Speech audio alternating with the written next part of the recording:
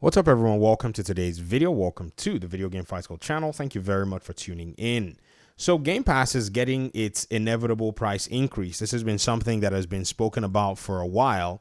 But here's the challenge that, I think the contenders and even those who are pro Game Pass are facing is the different tiers seem a little confusing because Game Pass exists on PC, Game Pass exists on console, then you have Core, then you have Ultimate. But by and large, we're seeing an increase to Game Pass, and there's some benefits for PC users. There's some, benefits for those who want to come in at a low price points to get backward compatibility and the old library. And then there's some benefits for those who want to get the day one games. By and large, it seems like the highest cost of Game Pass subscription in terms of the Ultimate is going to be $19.99, going up from $16.99 that it was. So this price increase is basically going to take the service to about $240 a year. And it depends on whatever kinds of games you play. It will probably maybe work out for you. But in some cases, some people are probably going to go ahead and unsubscribe.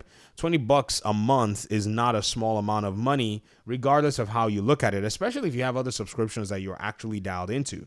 Now, this is something that I've always said, and it's something that I've always kind of, considered, that if at any point Game Pass moves to a higher subscription cost, I'd have to weigh the cost and decide if I want to or not continue to, subscribe to the service. And to be very honest, at this $20 price point, I might now start to flicker back and forth and subscribe whenever I want and bounce whenever I want. In fact, this is probably one of the things you're going to, basically see a lot of people do, because I was on Ultimate for the most part, being able to play my games back and forth on my Xbox console and PC if I was playing any. But now it seems like, to me, I'm probably just going to unsubscribe, and then I'm just going to get the PC subscription if there's a game that lands on there and I'm ready to play, because what's happened is I just don't have time. That's my biggest challenge. Like, I'm over here working on making my own video game, and so there's just no time to really play a lot of games. I played a little bit of Elden Ring finally, and so that's been basically the only game I've had time to actually, come out here and play. So it's a time constraint more than anything for me, and the service seems to still maintain its value depending on how we've looked at the math. And I've said this in previous videos that even if Game Pass went to about $20 a month, it still maintained value because of the amount of AAA games that came there day one for the Game Pass Ultimate subscription, and even the day one titles that Xbox brings. That still kicks butt depending on how you look at it. But Call of Duty is a very expensive game, so it seems Microsoft does not want to necessarily be too out on a leg trying to bring this service to Game Pass, and so this is probably what the cost is designed to offset, according to the article from The Verge. But I strongly believe it's just an opportunity to be able to also coat an increase in price that is justified and pad it very well. This is definitely something that you have to take into consideration. As much as I think Game Pass has a very solid value proposition, I'm still wary of Microsoft as a corporation, as one that would still find ways to make money and give itself a competitive advantage and a profit margin that is bigger than everybody else. But still, if you look at Game Pass and what it has to offer, it's hard to argue without looking like, okay, who else is giving this amount of content for this price point when you actually nail it down? In fact, the Verge article here points out a few things in terms of the details. I guess this is something, we have to all consider when we're talking about it. So from The Verge, who wrote this? This is, who wrote this article here? I don't even see a name of oh, there we go. Tom Warren. So it says Microsoft's planning to hike its Xbox Game Pass Ultimate pricing again in September, launching a new standard subscription that doesn't include day one access to first-party Xbox games. I think this is probably going to be something that these games come by 6 months down the road. This is more than likely perfect for some folk like, me, who I'm very constrained on time.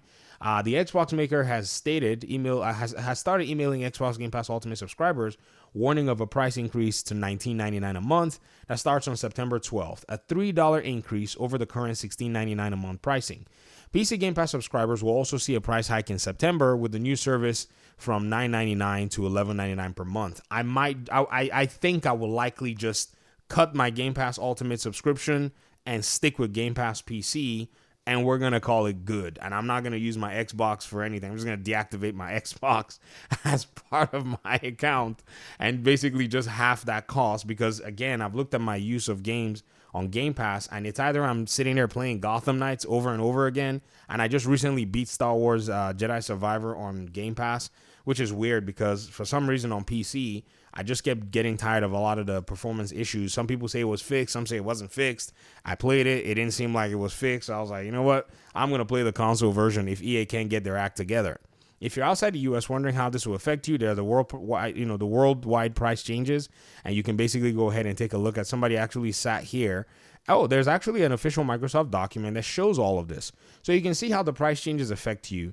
And this is based on the Black Ops thing. So Tom Warren basically ended the article saying, I revealed in May that Microsoft was considering raising Xbox Game Pass Ultimate pricing again amid a debate around adding Call of Duty to the service. A price increase to the top tier will help offset Microsoft adding Activision's Call of Duty series to Game Pass and has officially largely been since Microsoft made COD Edition official. So again, for someone that plays on PC, you're basically eating good in a sense. And this is why I've been shouting from the rooftops that if you want to gain the major benefit in terms of gaming, you need to start looking at what a gaming PC has to offer. I'm not saying you need to come to PC just yet, even though I will tell you why waste time.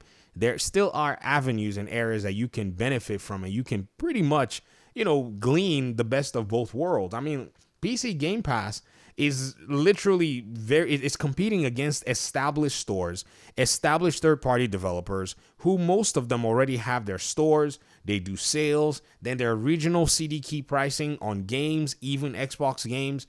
So that market is just heavily contested, and Microsoft doesn't really have a lot of ground there. So and PlayStation doesn't have a lot of ground there either. So you're just basically enjoying yourself, and you're pretty much weathering through all the BS as it eventually starts to go flying around. And I think for the most part, console players don't get treated well. This is another reason why I rail against consoles, because not only if you wanted like a subscription of this kind, would you not be paying an increased price point on console, you still have to pay, and make sure you still have to basically maintain these subscriptions to be able to play online. Whereas on PC, even if I say no Game Pass for me, I can still play online for free, and so can other PC players who are also dialed in. And the more cross-play and cross-save continues to make their way into a lot of these titles, overall, you're going to be able to see like a very interesting change in gaming that really sets things apart as time goes on. But I'll make some more videos talking about some of this. We'll be looking at, say, more of the financial aspects of it. And at the end of the day, I think the conclusions are going to basically start writing themselves. But I'd love to hear your thoughts in the comment section. So thanks so much for watching the video. I really do appreciate you guys' time and audience. Hopefully we'll talk pretty soon in another one. Peace out.